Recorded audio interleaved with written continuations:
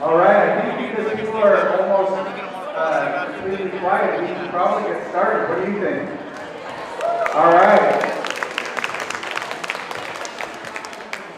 Once again, thank you so much for being here this evening, and welcome to the Petaluma Community Center. Buenas tardes y bienvenidos a todos al Centro Comunitario de Petaluma, and welcome to Los Cien's 5th program of 2023 and our first evening program of the year. We really appreciate that you are here after work hours for a very, very important conversation. But as some of our continued guests know, we first would like to begin by doing our land acknowledgement, and out of respect to our indigenous community and leaders, we ask our guests who are able to stand to please join us in standing. Today, Los Cien, Sonoma County is humbled to bring us together on the lands of the Great Rancheria coastal Miwok people. We celebrate the active work of their descendants to preserve and nourish their indigenous culture and identity. We acknowledge the Great Rancheria coastal Miwok people as the traditional stewards and custodians of this region. We honor with gratitude the land itself and all of its ancestors, past, present, and future. Los Cien respects the enduring relationship that exists between today's Great Rancheria coastal Miwok people and their traditional territories. Thank you. You may be seated.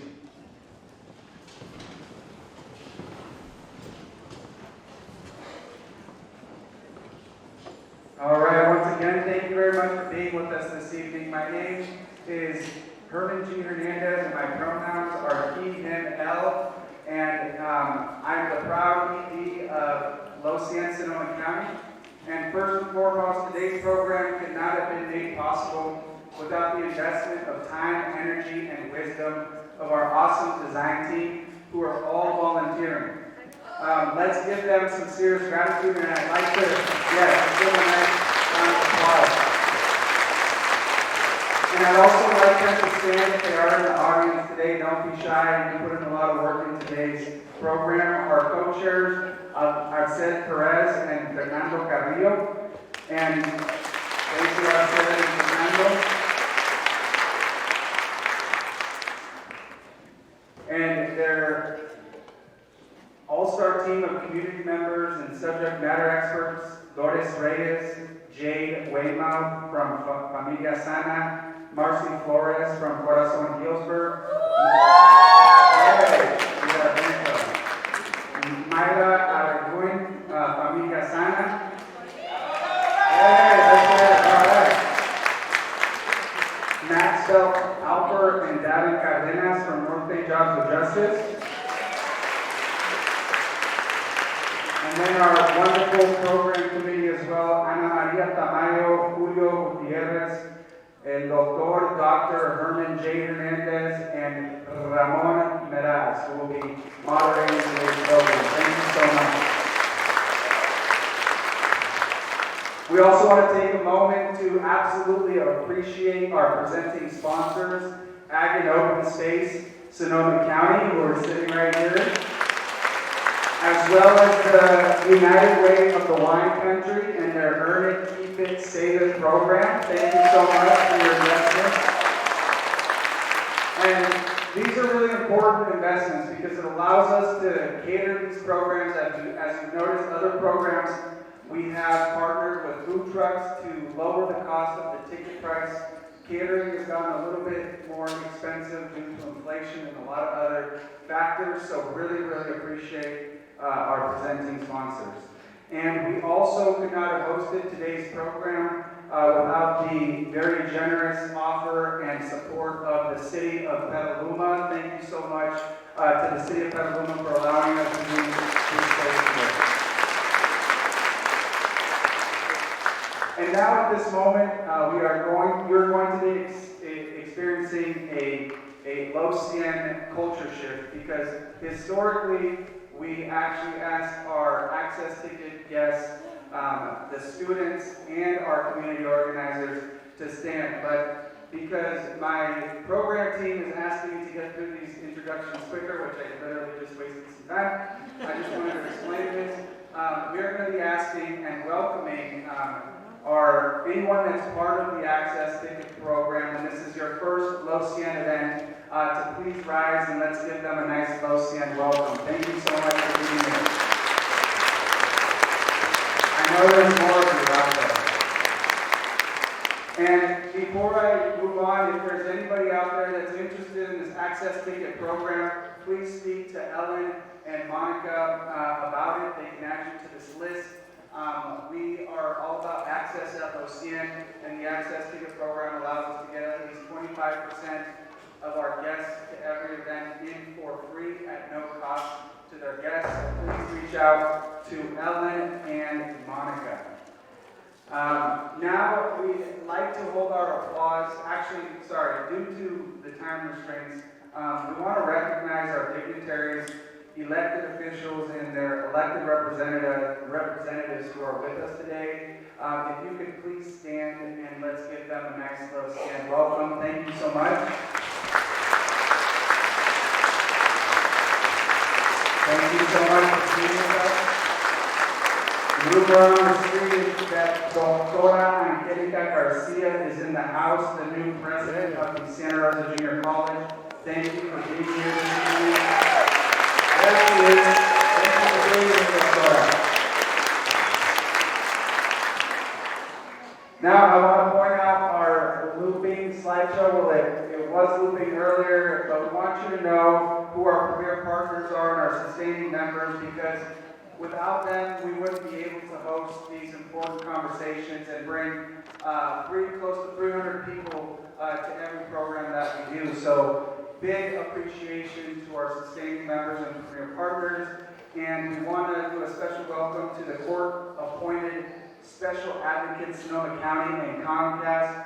They're our newest sustaining members, so welcome.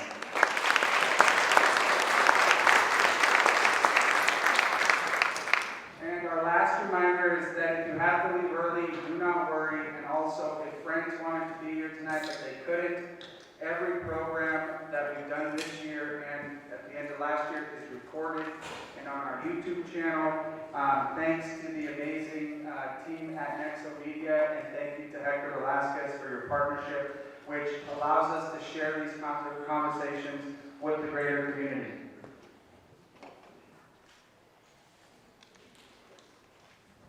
Now, I just want to share a few opening remarks. And so, like I've already mentioned, we really appreciate all of you joining our annual Behind the Lines program. We acknowledge that the farm worker experience must be elevated due to the deplorable conditions that our farm workers work and live in Sonoma County. And as always, Low Cien understands that change begins with a conversation, being honest, being vulnerable, constant dialogue, and building purposeful relationships. And this is exactly what's going to happen tonight. We hope to magnify the real hardships that farm workers experience in our very own community. But we also need to recognize that we also need to recognize the farm workers' incredible strength, their ability to persevere, and their unstoppable determination to fight for their rights, for better working conditions, for better opportunities and resources for their families and children, and dignity. What we're doing tonight is not new. It is simply a part of an ongoing movement started by many people before us to advocate and stand in unity with our most inspiring yet underappreciated community heroes, the farm workers.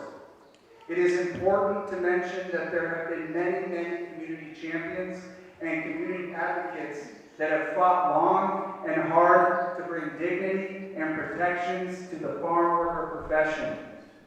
There are people in this room who marched with or their parents marched alongside farm worker icons such as Dolores Huerta and Cesar Chavez.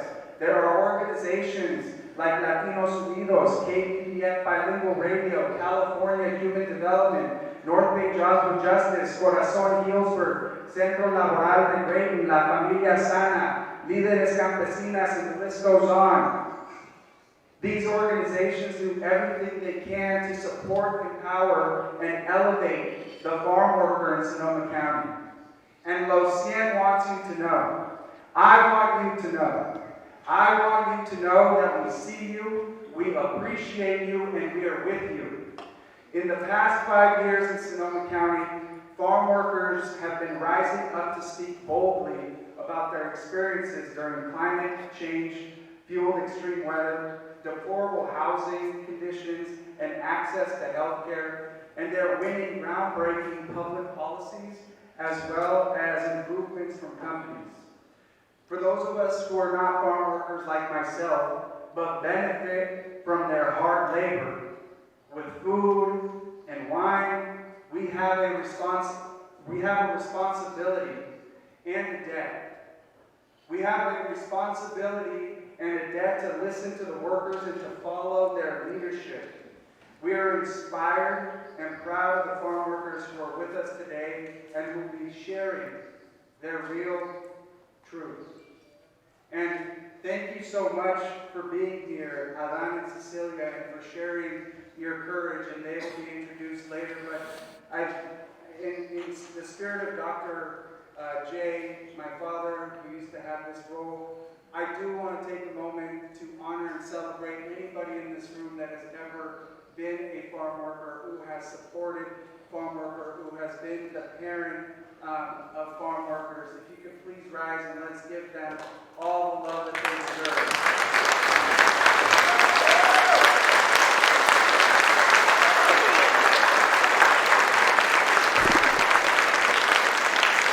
Thank you so much. Words are never going to be able to describe what you mean to our community. Lastly, and to be fully transparent, over the last 3 years, some of our volunteers at Cien, who have helped put this program together, have felt pressure from the ag and wine industry not to put this program on. They have felt pressure from the ag and wine industry not to put this program on. We've had multiple guest speakers back out because they're worried about losing business if they were to answer the questions we're asking.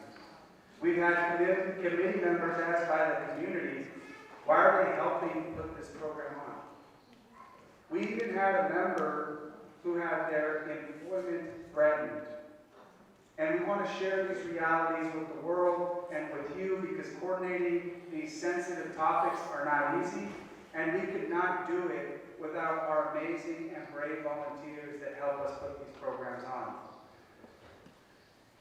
Just because the people in power want the general public to think there is no problem in the industry does not mean that there is not a problem in the industry that we should be speaking publicly about. Cien has always been an organization that brings all perspectives to the conversation, regardless of political affiliations or your view on a local issue. And we will continue to invite our ag and wine partners to these discussions. If you have attended any of our programs this year, we have focused a lot on anti-racism, the white supremacy culture, and the structure that perpetuates racism and inequities in our BIPOC communities.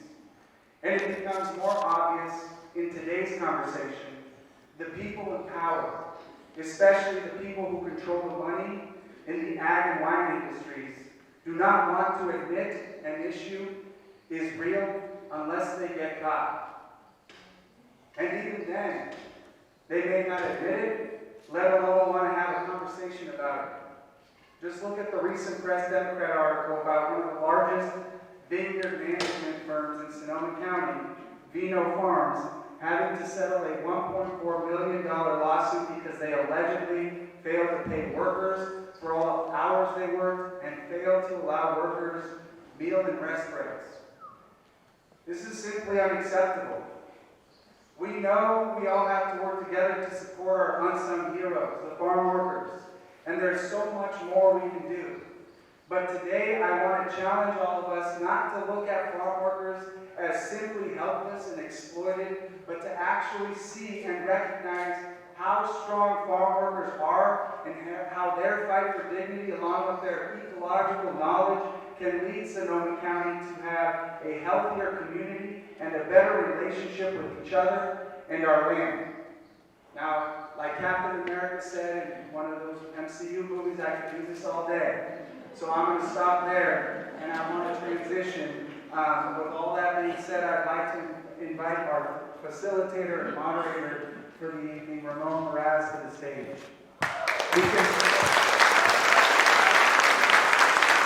He really needs no introduction. We could be here all day listing off all the things that Ramon does in the community, but most importantly, I just want to highlight that Ramon is one of our newest Cien board members, and during the day when he's not saving the world, his full-time job, and he might be saving the world in his full-time job, but he works for Generation Housing as their community engagement coordinator. Thank you so much for being here, Ramon. Let's give him some love. Thank you. Thank you. Go get it. I think we can see that the apple didn't fall too far from the tree, right? I'm going to have to shorten my part, but everything that Herman said was very important. So, welcome.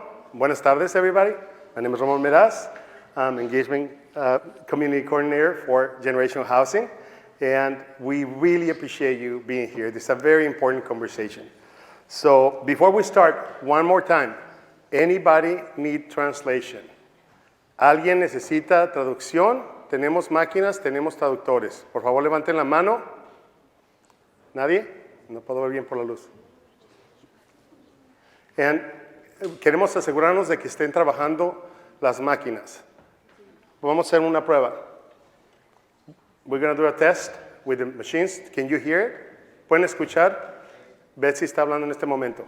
Nomás denme. Gracias. So, again, we're very grateful to have you here this afternoon. This is a very important issue. Our housing situation is dire, is difficult, all over every community, in our county, in the Bay Area, in the state, in the whole country. But when it comes to farm workers and a lot of the people that we support, that support us, that's when things get really, really dire. Not only are they living in very confined spaces and they're crowded, no air conditioned, maybe rats sometimes. Some of them don't even get a place because they need to have some money left over to send back home. So I invite you to open your heart, open your mind. Look at everybody who's here, everybody who cares for the community. Also make a note who's not here, because we're here with witnesses, and it's our responsibility to take this message to other people. Once that we learn this, we can unlearn, right? So with that in mind, I'm going to introduce our film. Just before that, we're going to have 4 people come over here. They're going to be talking. We're going to introduce Veronica Melendez, Directing Litigation Attorney for the California Rural Legal Association Foundation. Did I say that right? Assistance Foundation. And we're going to have 2 farm workers who, again, they're being very brave to come over and tell their story. So one more time, I invite you to really pay attention and really take the message with you. So to move forward, I'd like to introduce a film by Erik Castro and presented by Generation Housing. Generation Housing is the leading nonprofit organization in our area promoting and advocating for housing for all. So with that, let's get started.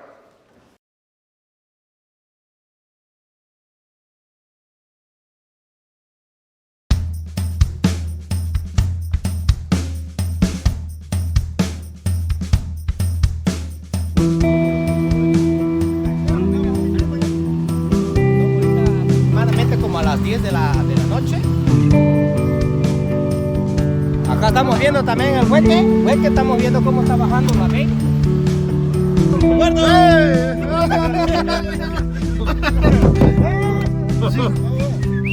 Vamos a levantarnos en otro, güey. Ahora que se vuelven.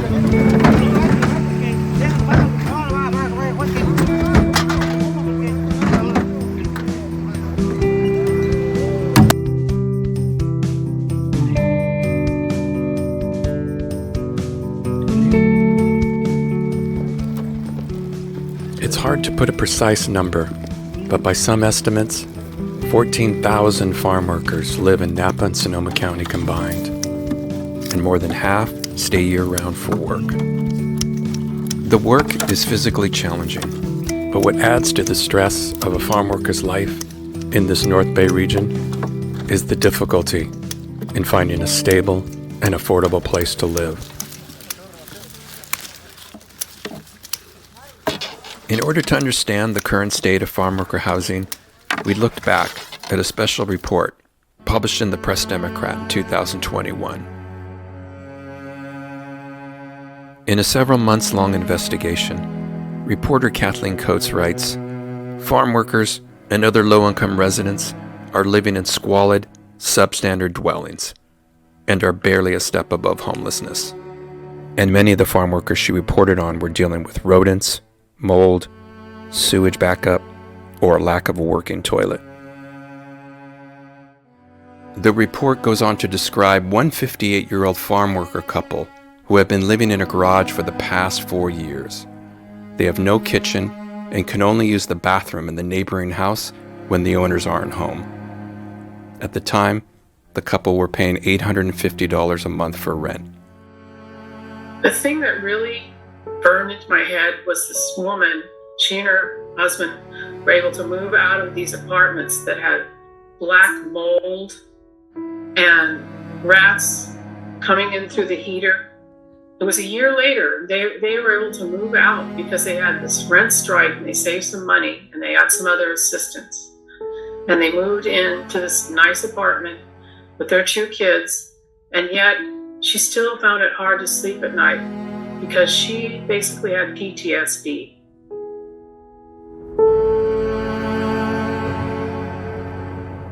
I decided to reach out to Santino Garcia of California Human Development. He's with an organization with more than 50 years of experience assisting farm workers through education, job training, and housing. He wanted me to see the River Ranch Farmworker Housing Center in St. Helena. It's definitely not a place for every farm worker. It serves only single men. It's dormitory-style housing. But for $15 a day, you get a bed, a clean room, and 3 square meals. So this farm labor center is necessary, mainly because the farm workers that come in early in the year, a lot of them are undocumented. They're single. Maybe they don't have credit history. So if this place didn't exist, where would they go?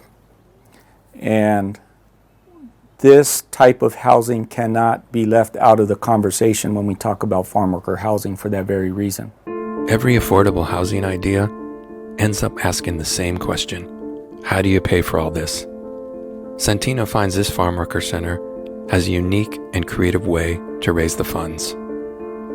It's really the only model that exists in California and probably in the United States where you have this really unique collaboration, this public-private partnership.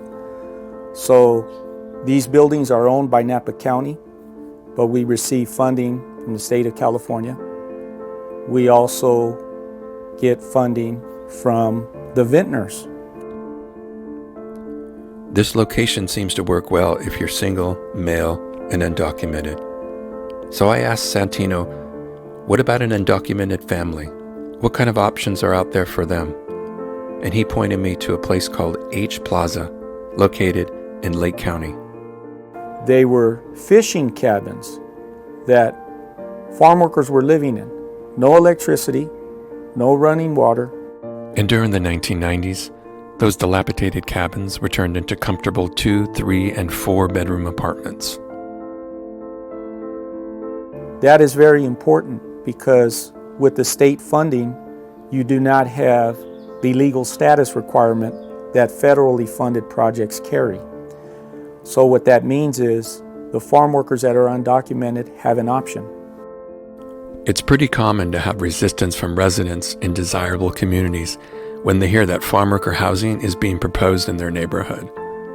That happened in Cloverdale last year during a vote to approve a 75-unit affordable housing project.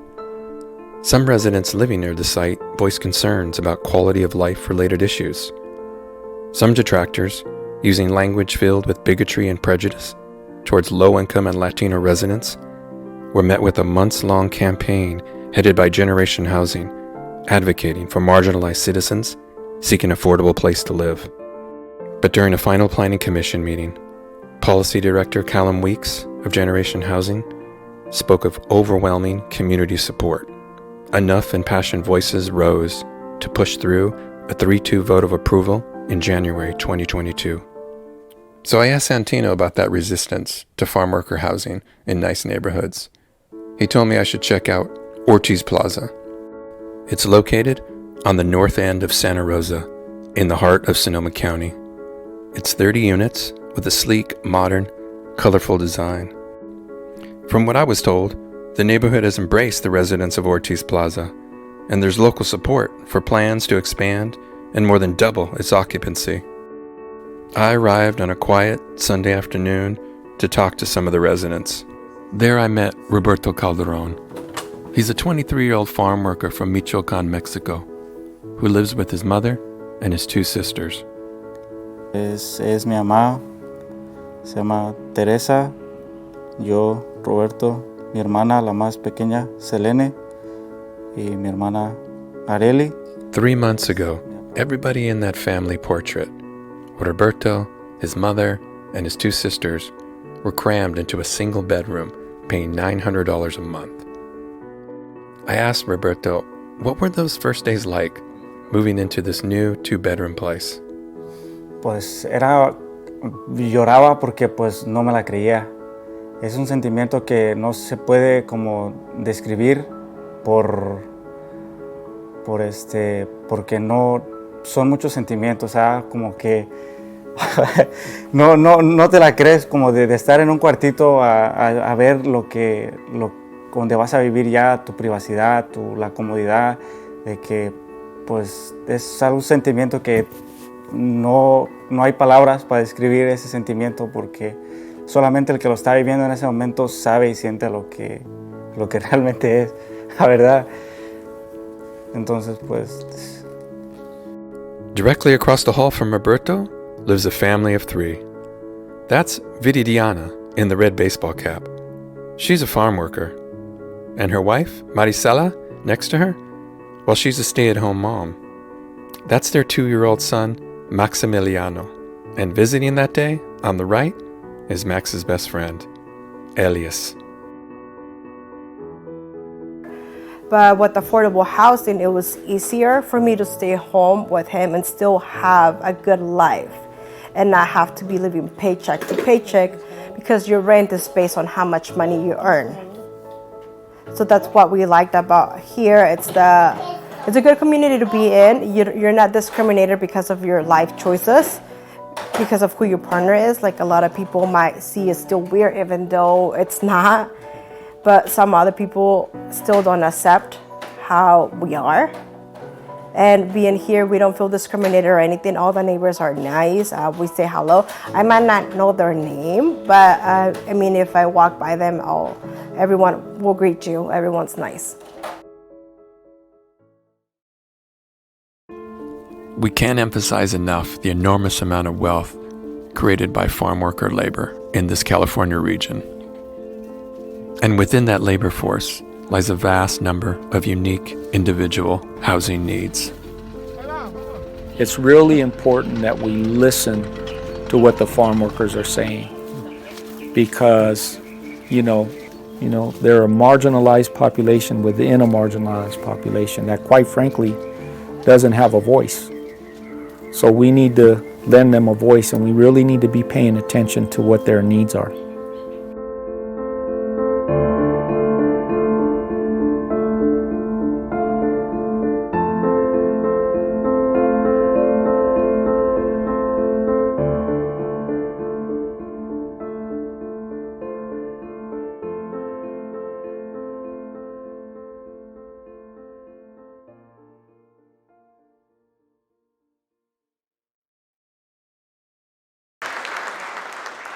Serious conversation, but it has to be had, right? So now we're going to be calling our panelists. So we have Veronica and Adan, Cecilia, and Aura.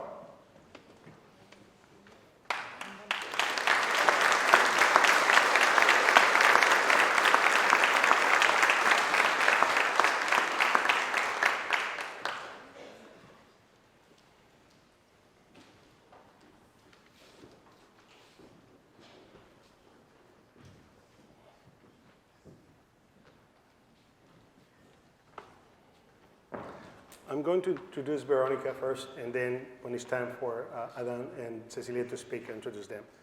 But Veronica is directing litigation attorney for the California Federal Legal Assistance Foundation. That's a mouthful. Veronica became an attorney because she comes from a family of immigrants, farm workers, and when she was growing up, she got to see the conditions that the farm workers were living.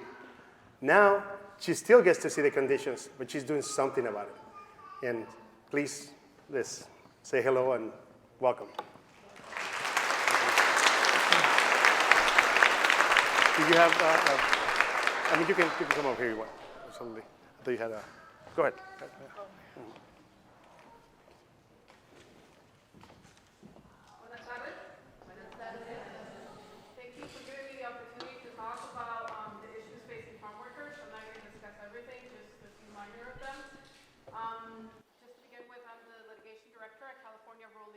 Foundation. Before I started working here, I worked as a trial attorney for the U.S. Department of Labor, and before working for the U.S. Department of Labor, I worked with the Agricultural Labor Relations Board as an assistant general counsel. Throughout my legal career, I've seen all the issues and the struggles the farm workers face. I did it in the federal government when I prosecuted growers and farm labor contractors, either because they retaliated against workers because they were simply asking to be able to have a safe space. They felt that they were going to get injured if they kept working, and then they got fired, or because they asked for a 5-cent raise so that they could make ends meet, or whether it was because they were not paying their wages, they were not giving them meal rest periods, they were not giving them safe housing and habitable housing.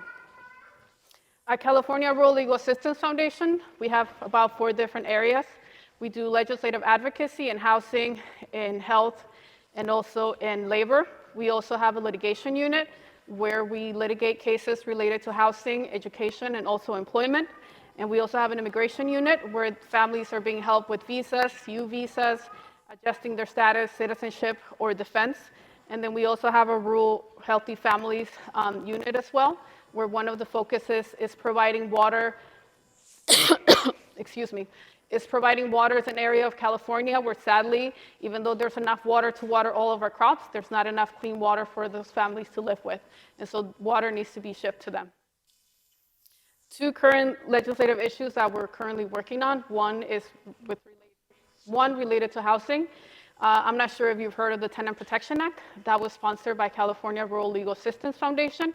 And one of the reasons for that was to give the communities, farm worker communities, low-wage communities, the ability to stay in their homes. Because the Tenant Protection Act requires 2 things from landlords. The first one is that they have just cause to evict the tenant. And the second one, that they cannot just simply increase the rent as much as they'd like. Currently, our legislative advocate is working in closing some loopholes there because as always, landlords or employers always figure out a way around the law. And then another piece of legislation that we're working on, I'm not sure if you've heard of the H-2A program. It's basically Bracero 2.0. The H-2A program, what it does is that it allows growers to bring in workers from other countries, mainly Mexico, for example. They come in, they depend on their employer for their wages, their housing, their transportation.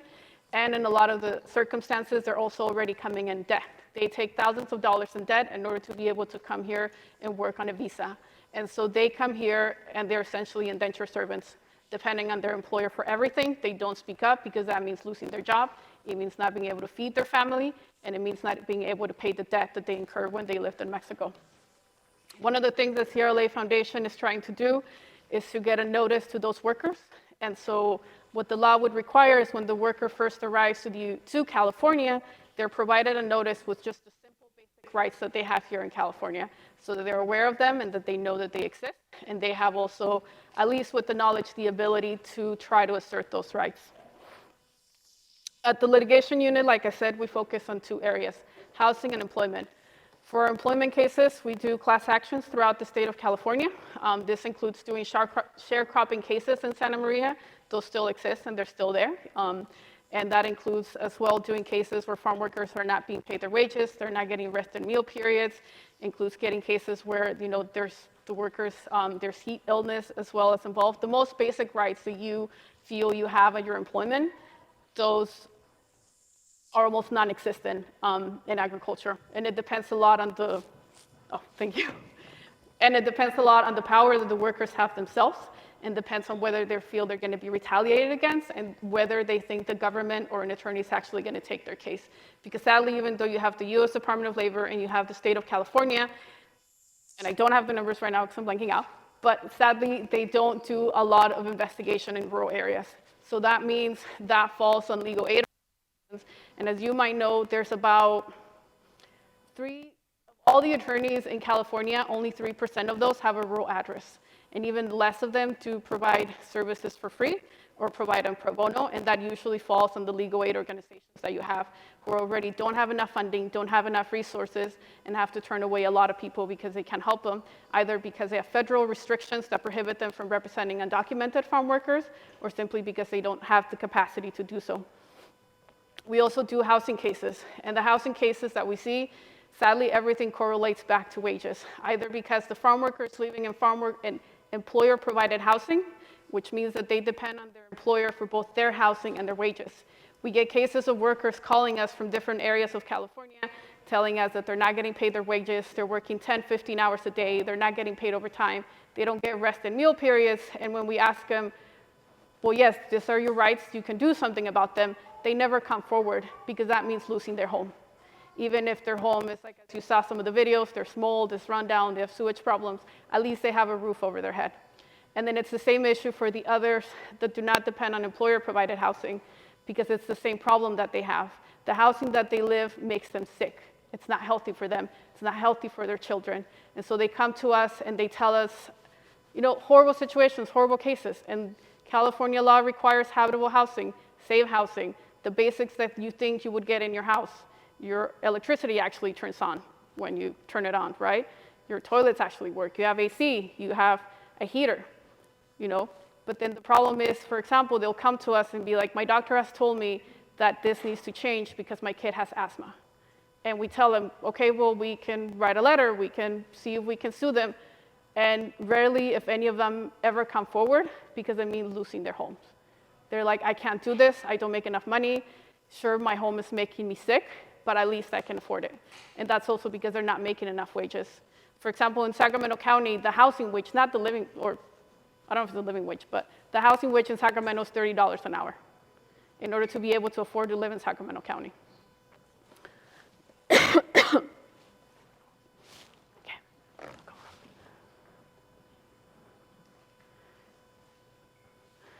And so when I was asked to speak about Sonoma County here, I actually went and did some research about your county and about farm workers. And so I don't know if you're aware, but there was a report done here in Sonoma County recently where they determined that about the average annual wage for a farm worker is $26,000. There's also another survey that was done by UC Merced where they found that the average annual wage for farm workers is around $17,000, and this is for the Napa, Sonoma County. A few other things that you would consider that there would be 100% compliance. If you're out working in the heat, especially in heat waves, you should always be provided water. But the farm workers that responded to the survey by Sonoma County, only 65% of them said that they get water every time, and there's clean water available for them. The same issue for clean bathrooms. Wherever you work, you expect to be able to use a bathroom that's clean. Only 35% of them said that every time there's a clean bathroom that they can use. Toilet paper, the most basic thing that you would expect at your place of work and when you need to use the restroom. Only 44% of them said the toilet paper is always available every single time for them. And in terms of the 10-minute rest breaks, one of the requirements under California law is like as it gets to a certain temperature, employers are required to provide a 10-minute shade rest break. For those 10-minute shade breaks, so that prevents a heat illness and also a death, only 45% of them said that they get it every time. And then in terms of shade, because now California requires employers to provide shade, only 50% of them said that they get shade every single time here in the counties of Napa and Sonoma. And one of the other issues as well is that in terms of health insurance, only 52% of the farm workers in Napa and Sonoma said that 52% of them said that they don't have any health insurance. So that is, and then in terms of the rent and the wages here in Sonoma County, like I said before, it was $17,000. What the worker said to UC Merced, about $26,000 in the report that Sonoma County did. But then I looked at your average rent a month here in the county of Sonoma, and it's $1,600 a month for one bedroom. And so that means that the farm workers, in order to be able to afford to live here, it's like more than 100% of their wages. And so that means there's overcrowding. That means that that's the reason why, even though they're living in housing that is making them sick, they don't move out, they don't say anything, because it means that they have a roof under their heads for their kids and for themselves.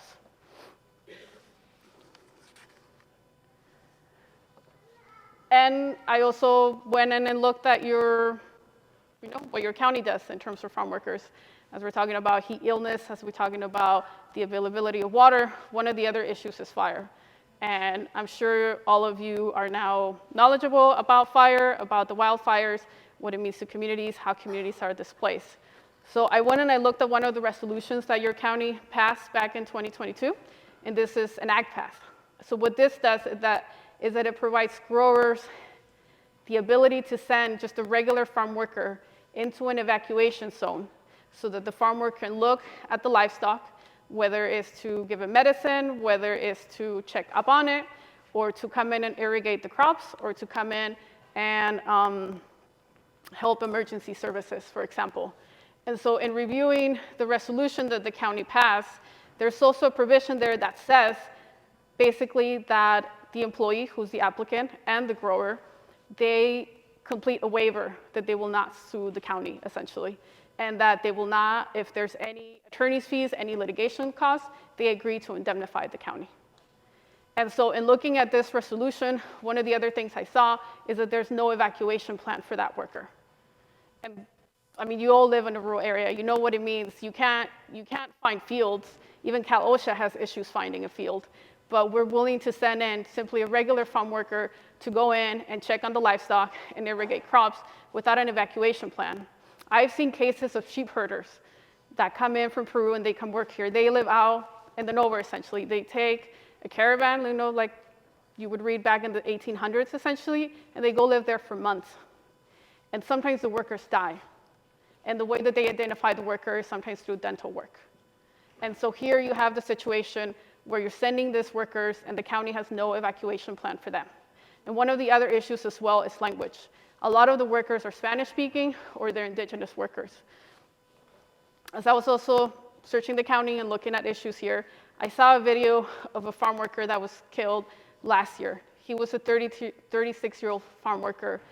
His name was David Peláez Chavez. He was a farm worker. He was chased by the deputy sheriff department, and he had rocks and shears, and he was shot. And so the resolution of the county leaves the jurisdiction and the discretion of farm workers coming into the sheriff's office. So one question to your county, and I think to your sheriff's office, is what are you going to do when our farm workers go in and they don't speak English or they don't speak Spanish? How are you going to communicate with them? They're required to follow orders. How are they going to follow orders when you cannot even communicate with them? What are you going to do when the fire changes? I mean, when there's a fire, there's no electricity. Towers go down. How are you going to locate a worker when you can't call him and you can't find him? And how are you going to find him? How are you going to notify him that the fire has changed? And so that is another question. We expect our farm workers to come in and take care of our wineries, take care of our fields, but we don't even look at the most basic help for them. And one of the things in this resolution is that it says that it's voluntary. So how voluntary is it when you're making $17,000 a year, your family is sick, whether you're living in employer-provided housing or you're living in your own housing. When your employer tells you, I need you to complete this form and I need you to go check my livestock, what is the employee going to do? Is he going to say no when it means that he's going to lose his job and he's going to lose his housing? So as an attorney, I think voluntary is essentially legal fiction. It's something that some person made up and that's how they deal with it. And so that is another question. How is the Sheriff's Department truly prepared to deal with farm workers and communicate with them and keep them safe? And I don't drink wine, honestly. I don't really like it. I know this is, your main commodity, and that's why everybody comes here. I've come here to Sonoma a couple of times, and one thing that I've noticed is that I never see farm workers outside. The vineyards look beautiful. You go in and you taste your wine. I do go wine tasting because that's what my friends do. But where are the farm workers? Why can't you see them?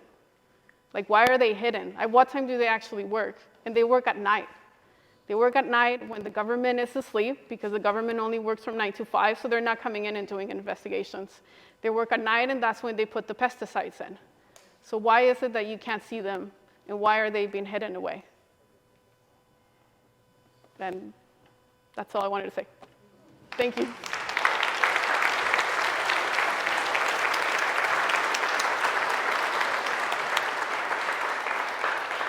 Thank you very much, Veronica. At the end of the session, we're going to have a chance to ask questions, so I really recommend that you ask some questions. Having a conversation with Veronica can really be eye-opening. So now, I'd like to introduce Adan and Cecilia. Cecilia Rodriguez has been working in the vineyards of Sonoma County since 1999. An agricultural crew lead, she and her team continuously take care of the vines, from pruning to making sure that they have optimal amounts of water and shade. Adan immigrated from Jalisco 22 years ago, working in the fields of grapes and other agricultural work to support his family. And he has countless personal stories describing the current conditions. So the work that they do, while paid poorly, is highly skilled, and it's very, very important. So all the economy, the tourism, depends on our agricultural workers. So that's why we're here, to listen to the stories. So, and also, forgot to introduce Aura, who's going to be doing translation for Cecilia. Thank you.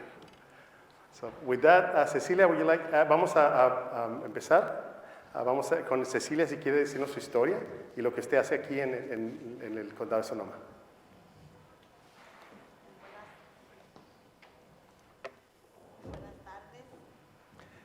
Y, ¿sí están prendidos los micrófonos? Buenas tardes, mi nombre es Cecilia Rodríguez. Yo soy trabajadora agrícola desde 1999 y mi trabajo pues es trabajar en el campo. Es un trabajo duro porque tenemos que luchar todos los días, llegar al terreno y no saber lo que nos podemos encontrar en el terreno, pero la necesidad nos hace estar en ese lugar para trabajar. Mi trabajo es desde el año 99 hasta el 2023, hasta el día de hoy. He estado luchando para trabajar todos los días. Haga frío, haga calor, esté el fuego, es mi trabajo. Good afternoon, everyone. My name is Cecilia Rodriguez. I live in Healdsburg. I've been a farm worker since I moved here in 1999. My work is in the fields. I get up, I don't know what is going to be waiting for me, but I get up every day and I go to work and I do what needs to get done in the fields.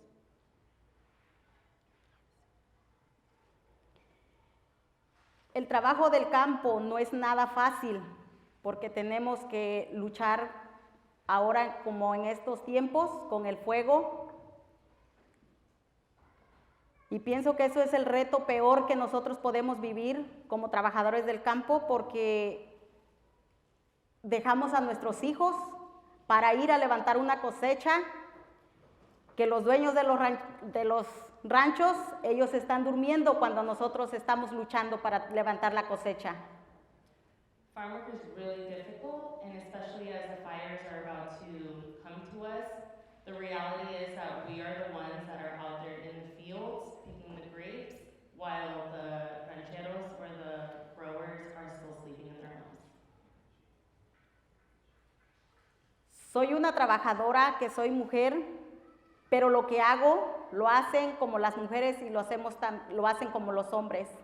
Nosotros amarramos, podamos, hacemos todo lo que se trata de para levantar una mata de uva, nosotros lo sabemos hacer. Yo particularmente siento que es justo que nosotros luchemos pago extra por peligro, porque somos trabajadores, que la verdad sí necesitamos que nos paguen pago extra por peligro. I'm a farm worker and I'm a woman, and the reality is that farm workers who are women are doing the same work that men are doing. We are pruning, we are lifting up the wire, we are doing all the difficult work that needs to get done, and I believe that disaster pay is what's just, disaster pay is what we deserve, because the fires are coming and we deserve that. Lo más difícil ahora que estamos viviendo como trabajadores del campo es el sueldo. El sueldo es demasiado bajo, nadie puede vivir con $18 la hora por la renta, que es muy alto, y la comida está demasiado caro.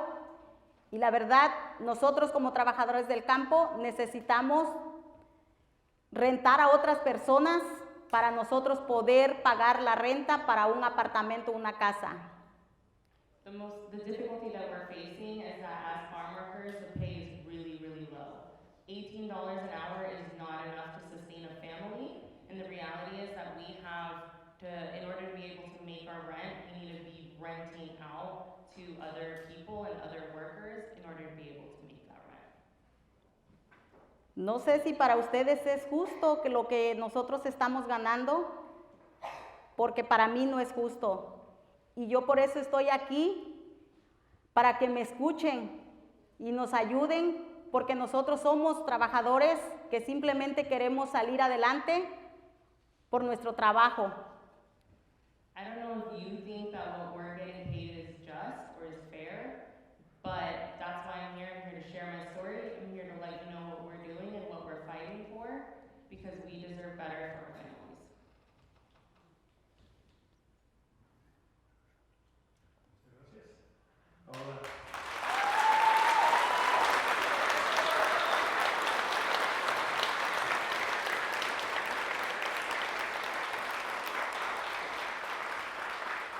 So to put this into context, it's just very important to remind everything that we're listening, even though...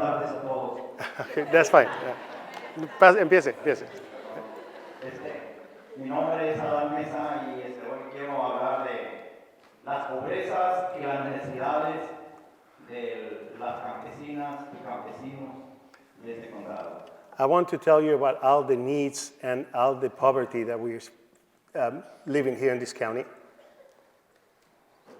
A raíz de los incendios, la pandemia, la sequía, ha ido acorralando más a la pobreza a todos los trabajadores del campo, que hoy ya no tienen para pagar su renta.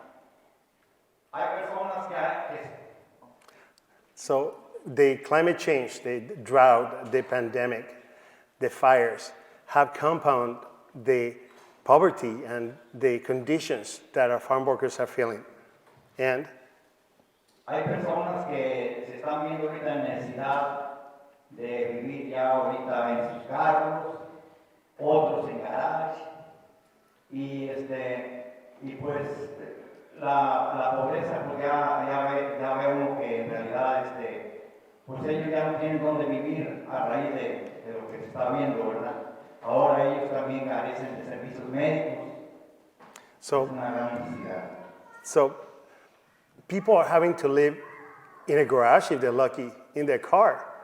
just so they have extra money to send home, because the conditions have just becoming so dire.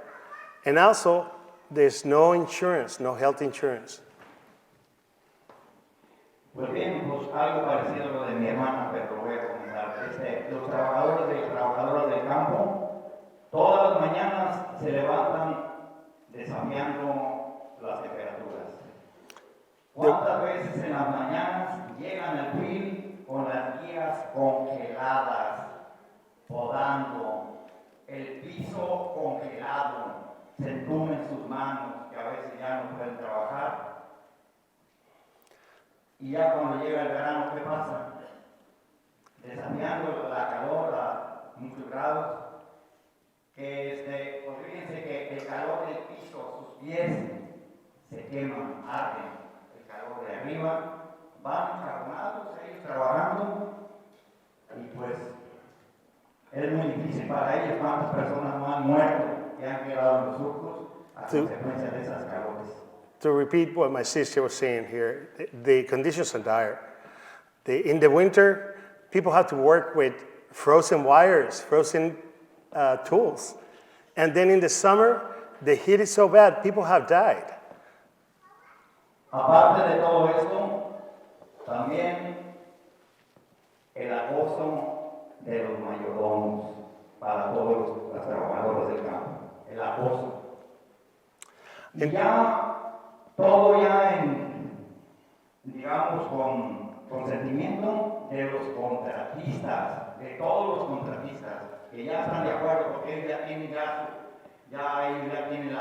grupo de mayordomos para que anden acosando a la gente y ellos haciéndose de la vista gorda. So on top of these, there's another situation. There's the foremen who are in charge, immigrants like themselves, pitted against each other to make their group work harder to benefit the contractors. Anteriormente, todos los contratistas o los rancheros pagaban por horas. Ahorita ya se han actualizado. Ya ahorita quieren pagar por contrato. So in the past, the actual farmers used to pay the farm workers hourly wages. Now they have to sign a contract, and they pay for amount or distance. Puedo darles muchos ejemplos, pero hoy les voy a dar uno que me pasó ayer, que vi un compañero de trabajo, y lo vi muy tranquilo, y le dije, ¿qué te pasa? Pues voy a trabajar, pero pues me fue muy mal. Y me va comentando que voy a trabajar por contrato. Él fue a limpiar, a podar la uva, ¿verdad? Porque a veces tienen muchos racimos y fue a hacer esa poda de la uva. Y dice que le pagaron a 25 cada mata y pues le fue bien porque hay personas que pagan hasta más barato. Hizo 180 plantas. So yesterday, y dan un total de $45 por todo el día con este solazo y este calor que está haciendo. So I can tell you many different stories, but this one that just happened yesterday, that I ran into somebody who was telling me they worked all day. Back in the day, again, you used to get paid by the hour. Now you get paid by the contract or the amount of work that you get done or you produce. So this gentleman had to work all day. He was paid 25 por hora o por... No, por contrato, por mata. mata. Le pagaron a 25 cada plantita. So 25 for $25 or centavos? 25 cents per plant. I just had to ask because I couldn't believe it. 25 cents per plant. At the end of the day, he was paid $45 for a full day's work because that's how he could get done. That was 158 plants. $45 for the whole day. Pues bien, yo la pregunta que me quiero hacer es, ¿dónde está OSHA? ¿Dónde están recursos humanos? Para que vayan a ver todas las anomalías que están pasando con todos los campesinos. What I want to know is, where's OSHA? Where is human resources to witness what we're living in the farm? Yo quisiera pedirles a ellos que salgan a todos los ranchos, que se gasten los zapatos, que se gasten los zapatos.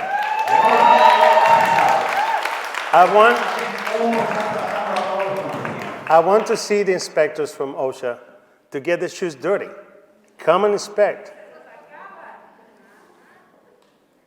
Bien, y pues también quiero decirles que toda la fuerza agrícola, pues también somos una fuerza laboral pues, y económica para el condado, porque todos los campesinos y campesinas pagan impuestos. So, I want to remind you, not only the work that we do is the way that we supporting the economy, we also pay taxes. Bien, pues por último, quiero decirles a todos ustedes que están aquí presentes y los que no están, porque van a quizás a ver estos videos, que cuando estén tomándose un buen wine, hagan conciencia que fueron las manos campesinas las que hicieron posible para que llegara este vino a su mesa. The last thing I want to say is that for all the people that are here, and the ones that are not, that hopefully will see it in video, or you're going to tell them, to think about when you're enjoying that glass of wine, that delicious glass of wine, it was immigrant, farm worker hands that got it to your glass.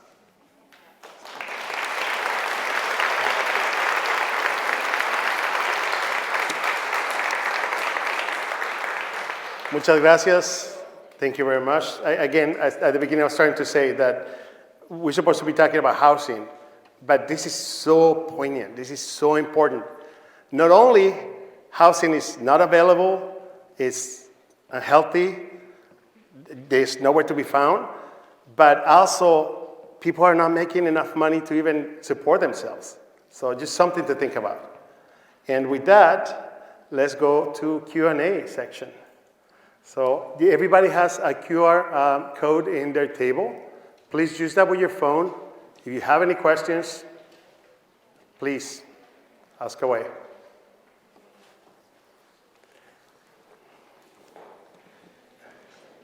And let me see, where's Fernando? And while that's happening, if somebody wants to ask a question, we can start. Somebody close, please go ahead. Go ahead.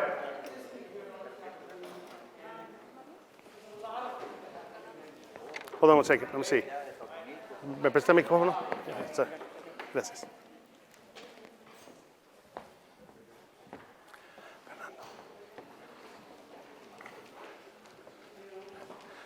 Cuando hacen las preguntas, ¿a dónde van? Porque yo no sé. Ya te veré. I've been in Sonoma County since 1959, and the condition of farmworkers is 50 times greater than it was. Va a haber una pregunta, a ver. Déjenme les digo lo que están diciendo en inglés. A ver. Él está aquí desde 1959.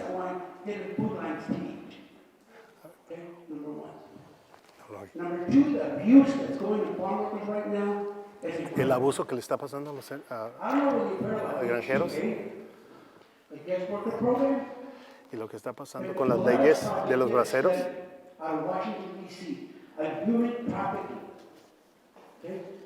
And guess what? Santa Barbara was number 1, Sonoma County was number 2. Los condados que tienen más braceros, el condado de Sonoma tiene más braceros, número 2. Tenemos más braceros aquí que en todos lados. And it's, you know what? What's going on with H2A right now is a tragedy. Lo que está pasando con las leyes de braceros es una tragedia. Lo que está pasando con las leyes de los braceros es una tragedia. Pero no entiende por qué está pasando.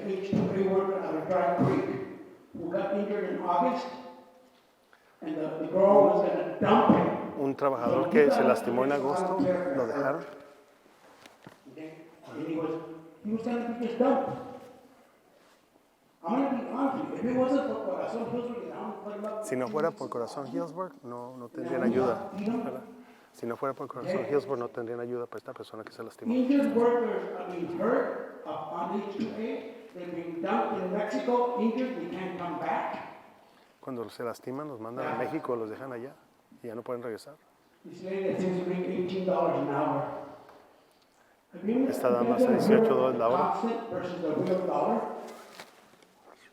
They did a study in San Francisco where somebody making $100,000 in San Francisco, their dollar, the worth of that wage is $38,000. So if a farm worker is making $18 an hour, por semana, they're really making $8.50 an hour with the cost of living here. Okay? Que lo que están ganando no es suficiente, lo que están diciendo. Que lo que ganan no es suficiente. You know, George is one of our leaders, and Cien has a Adan award. Jorge Ortiz le dieron un That premio. happened. One thing I forgot to mention about George last year is his courage to fight. Él tenía el valor para estar Okay? El valor que peleando tiene por George. los... I talked to his wife because she read that article in the paper. She goes, you know what George would do? He would start protesting. He would be out in the streets. Necesitamos empezar a hacer protestas, What are we going to do? como hacía Jorge Ortiz. If we don't take action, Si no hacemos you know algo what, ahora, guys? I stopped drinking Sonoma County wine. yo And ya I'm dejé de asking tomar my vino de friends aquí en to stop drinking Sonoma County wine. Tenemos que dejar de tomar Because vino of what's happening to como, farmworkers. como una protesta para lo que está And I pasando. think, you know what, we need to step up our courage. Tenemos que tener valor por personas como ustedes dos. Thank you. Sí. I'm sorry. Gracias. Gracias. Gracias.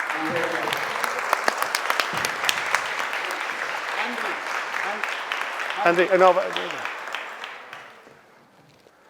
okay, so now we have set up, so thank you very much for that comment. I hope I translated most of it. So let me see if I can see how this works. Lots of questions, oh my goodness. Let me see, anonymous question. Where is the employer representative in this conversation? Is the Farm Bureau here? So that's a good question. I don't have the answer to that. Excellent. So we have representatives here who are paying attention, so that's good. Hello, I'd like to answer that question real quick. We've actually, and thank you so much to the new executive director of the Farm Bureau for being here this evening. She's in the back. Thank you for being here to listen to this conversation. I'm not part of this panel, but I did want to just make sure that the last couple of years we have invited members from the industry and with no avail. So to be quite transparent, this year we did not intentionally reach out to them because we knew what their answer was going to be. But like I mentioned in my opening remarks, we will continue to invite them to the table to help us plan this conversation with the current design team that we've had for the last 3 years. So thank you for that question. Another thing I just want to mention is on that app, you could also read the questions and vote on them so they move up, and we will be asking the questions that the audience wants to hear as opposed to what we want to ask the panelists. So if you do use that QR code, you can vote by liking a question you like, and that will move the questions up by voting. So thank you. Thank you very much. Please vote because we don't have time for all the questions. So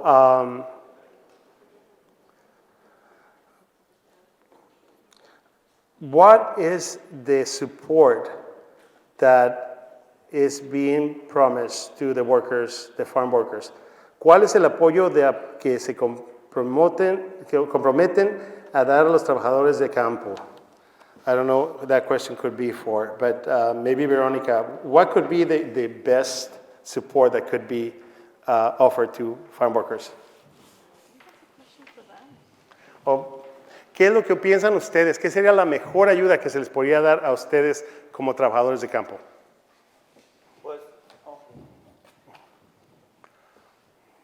Yo pienso que, bueno, la mejor ayuda que se le podría dar a las campesinas y campesinos vecinos no documentados, que se hiciera una reforma migratoria para todos. The best way that we could help our farm workers in this country is by moving forward with migratory reform, immigration reform. Thank you. And just one last thing to add, it would be legal aid. The lack of legal aid, that's where you don't have enough attorneys to represent farm workers or other low-wage income workers in eviction proceedings. And eviction proceedings, I mean, basically what happens is the tenant just leaves the farm workers, leaves their housing. The other issue is in terms of wages, basic rights to wages, basic rights to water. If it's paid by the contractor, it needs to be paid at least California minimum wage, but a lot of workers don't know that.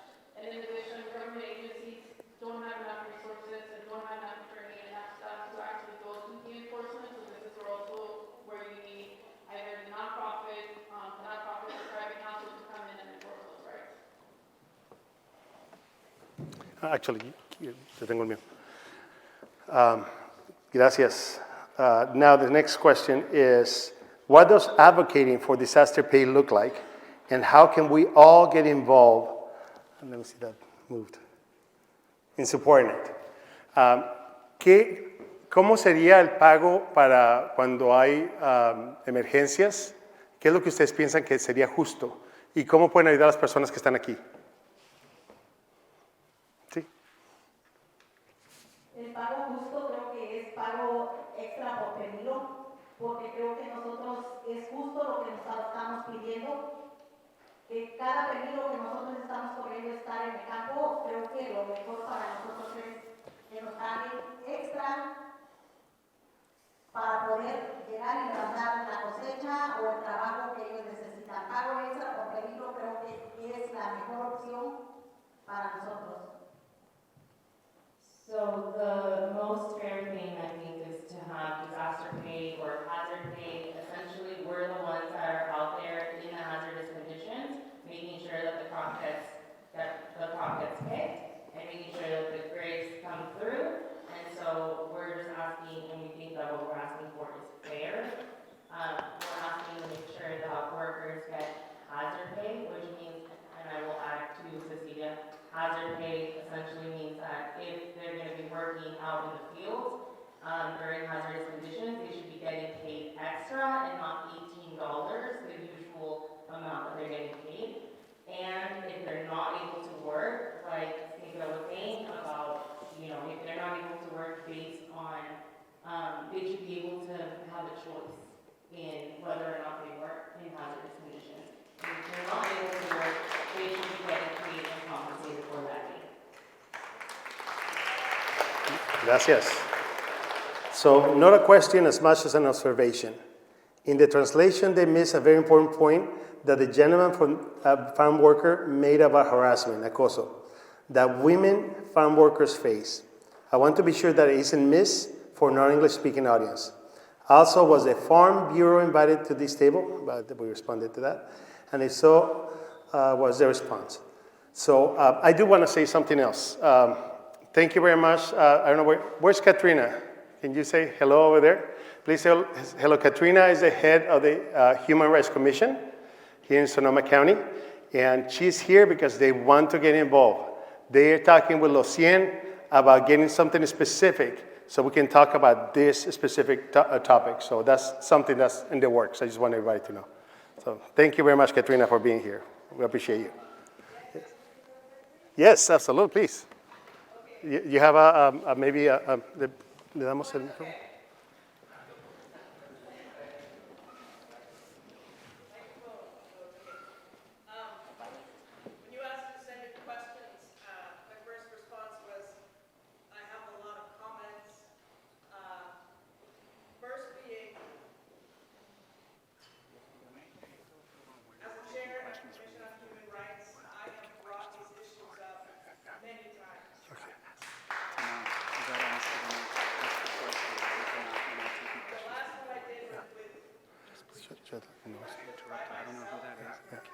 Katrina, yeah.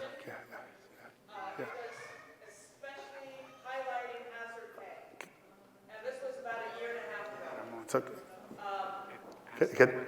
Katrina, so I'm sorry, I just was told that we are answering the questions to here, but what we wanted to know is the public to know that you're here representing Human Rights Commission, and there's going to be work done from here forward. So, sorry, what I wanted to say, I'm sorry for interrupting you, but we're not taking questions from the floor. That was one of the rules that was given to me. Okay. But what I wanted the public to know is that you're here representing the Human Rights Commission, and we're going to be working together in the future to address specifically this issue. Oh, definitely. So, yes. But one quick thing is that I have been working on this with the commission on hazard pay for the figure workers and the farm workers. And the one thing that's been continuously told to me is, I'm sorry, that's too political. So I say in return, what game are you playing here? Thank you for sharing. That's something that everybody is listening. Thank you. Now, moving along with the questions in the thing, and thanks again, Katrina. But when the Act Pass comes up for discussion to the Board of Supervisors this fall, what are the main things to fight for? Should it be kept but improved, or removed and replaced completely? Now, I don't know if this is a question for this panel, but if anybody, do we have anybody who has the knowledge of the Act Pass? Would you like to say something? You want to come over here?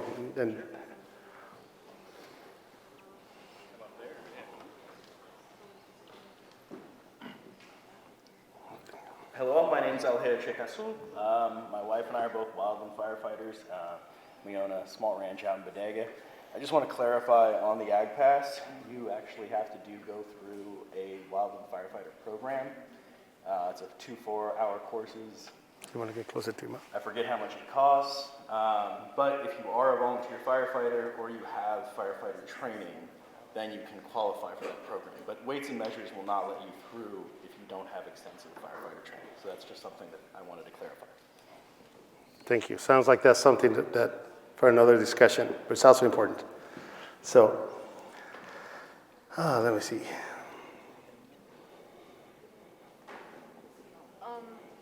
Yes, go ahead. Ramon, I just want to talk about the Ag Pass program a little bit more. Please. Here's Alegría de Cruz. She's an introduction. Thanks. Just to let you folks know that the Sonoma County Board of Supervisors will be taking up, looking at the Ag Pass program that was passed last fall. There has been very low involvement of people actually applying for it, even though there's been many, many people who have received training. So please stay involved in that conversation as it comes to our community as a whole. We are looking at having a public hearing on this program and considering a number of options that the board has asked us to consider and to present to them, including an entire repeal of the program, turning it over to the sheriff's office, or making some changes to the program as it currently exists. So this is a critical public conversation for all of our community to be involved in, and I invite you to stay tuned. We'll work with Cien on getting some information out with regards to the dates of that conversation that we're having in public regarding that. Thank you very much, Alegría. Whatever you decide to do, well, I'm not going to do all, but definitely talk to Farmworkers to find out. But some of the issues that I saw for sure is that there's no evacuation plan. There's a training that happens every 3 years to Farmworkers. I can tell you that I don't remember the training I got out of work last week, so I'm not entirely sure how we expect them to remember for 3 years of training that they're supposed to get when they're under extreme circumstances. The other one is there's no health care.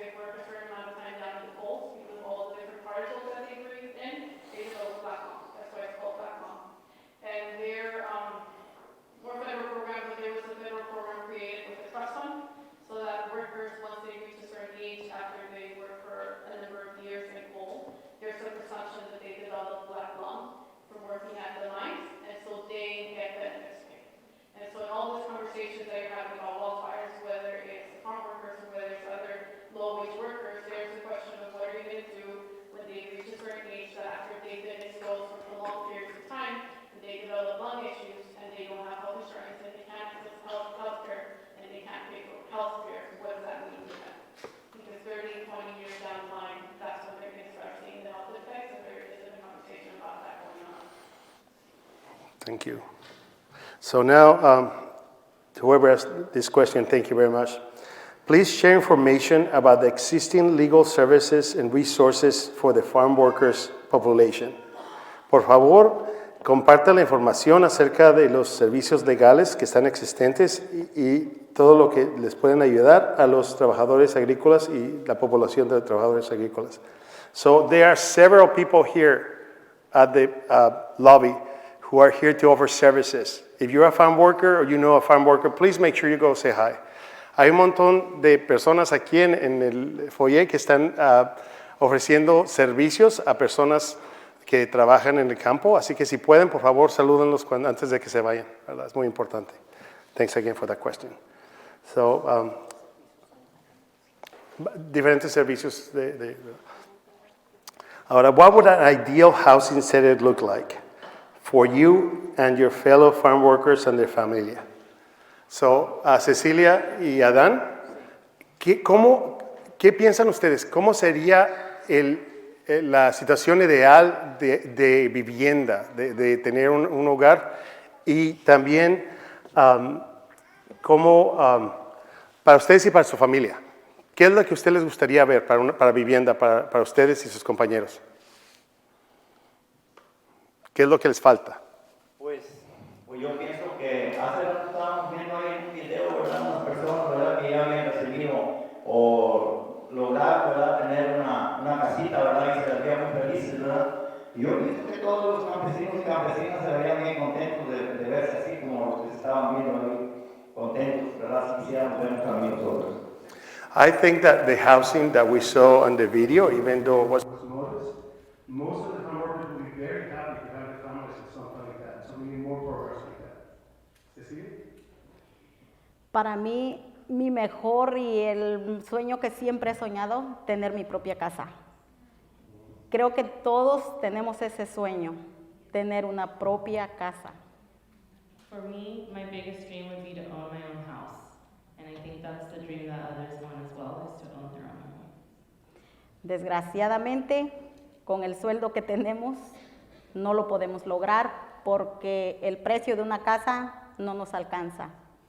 Unfortunately, with the salary that we make, there is no way that we could reach that dream because our wages are not enough.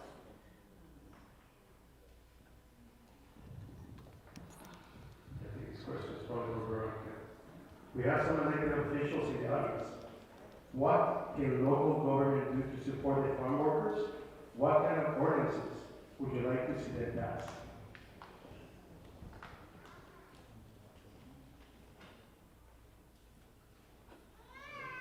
Veronica?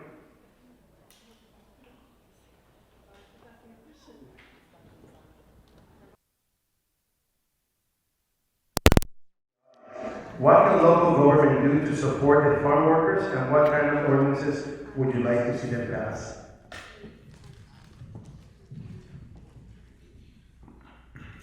Well, the local government can always go of federal or state law, and so, it could be either a higher minimum wage for workers, the hazard pay that the workers are talking about, requirements of farmers, labor contractors to provide a retirement account for the farm workers themselves. There's no retirement for them.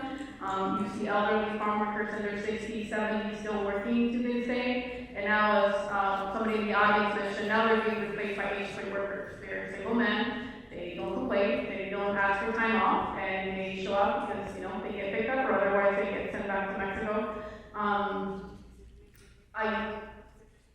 I'm not the appropriate person to tell you what changes need to be made. Those conversations need to happen with the farm workers themselves. If it's, for example, Meza. For example, Mr. Meza is talking about piecework. Does piecework need to be outlawed? And is Sonoma going to do that? And if it's outlawed, why? And what does it mean for the farm workers? Whether it's having, for example, your own government enforcement agency that's coming in and checking the workers have clean water, that's checking in on pesticides, that's checking in that they have clean bathrooms. So I don't think there's a limit to what you can do in your local government, but I do think the farm workers need to be the centerpiece of the conversations because they are the ones that they're going to tell you, these are the issues, these are the struggles, more in a, I guess, from the work that I do, it's more I see the cases and I read about it, but at the end, they're the ones that are going to tell you what are the issues. And the reason I've learned about the issues is because they tell me about them, and we speak to them. And that's also, in talking to them and seeing the cases, that's also when we talk to our legislative team. But I think the conversation needs to happen with them, because they will tell you what is it that they need. For example, what is it they need to do so that she can own a home? How high does the wage need to be in order for her to own a home, or for Mr. Meza to be able to retire, because he's still working. Thank you so much. So, I don't know about you, but tonight, when I'm going to sleep in my comfy bed in my humble but adequate home, I'm going to be thinking a lot of our fellow residents, community members who do all this work, and where they're sleeping, how's their housing. So with that note, we're going to ask the last question. Anything that we missed that you'd like to add? Let's start with Cecilia. Cecilia, algo que no habíamos dicho que quieras decir. Yo lo único que quiero decir a todos esos padres, esas madres que están ahorita aquí en estos momentos, que ustedes piensen en sus hijos. ¿Qué sería de sus hijos de ustedes que estuvieran ustedes en nuestro lugar como trabajadores del campo? All that I ask is that you think about your children, all the mothers and fathers here in this room, to think about your children and think, what would you do if you were in our shoes? Dejar a nuestros hijos con personas que no conocemos, personas que no sabemos si los van a tratar bien, les van a dar de comer, o si nosotros vamos a regresar con bien a casa. Thinking about whether or not you're leaving them with somebody who you trust, with somebody who's going to take care of them right, who's going to feed them, who's going to care for them, or thinking about whether or not we're going to make it back home safely after working overnight. Nosotros nos levantamos todos los días a las 3 de la mañana para darnos el tiempo para ir a dejar a nuestros hijos a las 5 de la mañana, para las 6 de la mañana estar listos en el campo para entrar a la batalla. We get up every morning at 3 in the morning so that we can be ready by 5 to drop off our kids, so that we can be back by 6 to go into the field and go into that battlefield. Quizás no es la palabra correcta de decir una batalla, pero es lo que nosotros llegamos a hacer todos los días, batallar con el campo, con el sol, con la lluvia, con el frío. Quizás para ustedes piensan que es fácil, pero para los que estamos presentes no es nada fácil. Maybe battlefield is the wrong word to use, but that's what it feels like. It feels like we're going in there to battle. We're battling the heat, we're battling the rain, we're battling bad weather conditions. It feels like that's what we're doing every single day. Yo como trabajadora del campo pido por favor que nos escuchen y que nos apoyen. No seamos unos solos para poder encontrar una solución para los trabajadores del campo. No seamos enemigos, seamos amigos en una marcha, en una protesta. Nosotros ahora estamos luchando. Pago extra por peligro. Yo soy una de las personas que estoy luchando. Soy una de las líderes porque siento que yo voy a poder, porque tengo la voz y tengo esa fuerza y luchar para todos los que no quieren hablar por miedo, porque lo van a correr o lo van a despedir de su trabajo.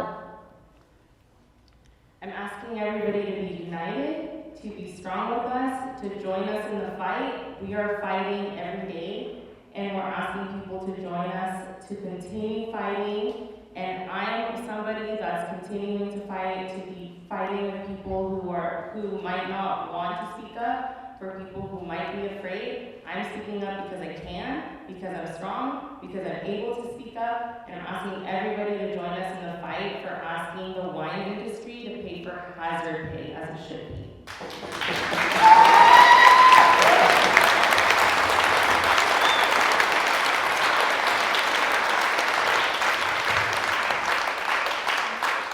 Por favor, apóyennos. Somos personas que solamente queremos trabajar. Nosotros no venimos a robar, no venimos a matar. Queremos trabajar y salir adelante con nuestra familia.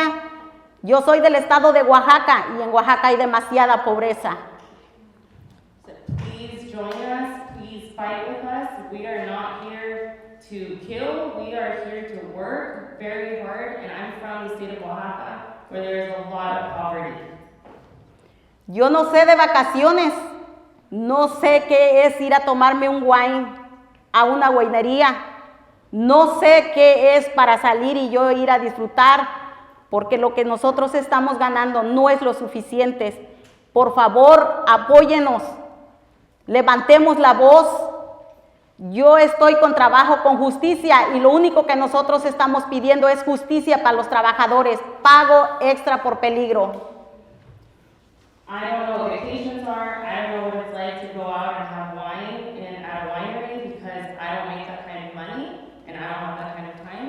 So all I'm asking is that you all join the fight. I'm with Trabajos con Justicia, we want to make jobs with justice, and we're fighting for disaster pay and hazard pay. Thank you so much. We're running out of time. I just want to say that what Cecilia said reminded me something that Jen tells us at work all the time, that a lot of our problems come from the illusion of our separateness. We are this together. And with that, I'm going to give the mic to Herman. All right, well, thank you very much to our panelists. Muchísimas gracias, Cecilia y Adan, Veronica. Ya sé que tenemos unos segundos, no es que tenemos que terminar, pero Adan, si quiere decir sus últimos discursos, por favor. Pues bien, pensé que no lo iba a hacer. Yo nada más quiero, gracias a todos. Quiero darles las gracias a todos ustedes por el espacio que nos dieron para venir a comentar todos los problemas que están pasando en el campo. Y pues también a estas mujeres, ¿verdad? Valientes, ¿verdad? Yo quería decirles que iban a venir más personas a dar testimonio, pero ¿saben qué? Qué difícil es estar aquí, qué difícil es hablar con todos ustedes. Yo me sentía nervioso, yo no sé, creí que no iba a poder hablar nada, sentía que se iban a trabar las hojas, pero parece que hablé algo, ¿verdad? Y por no hacer nada a todos ustedes. Thank you very much for being on the stage to talk. Thank you very much also Cecilia for also coming to see here with me. This is so difficult. There were other people that were supposed to be here, but they were scared. They couldn't be here. And I didn't think I was going to be able to talk, but I think I said a couple of words. So thanks again. All right. Una vez más, un fuerte aplauso, a very strong round of applause to our guest speakers and Veronica. Thank you so much, Cecilia y Adan. Muchas gracias.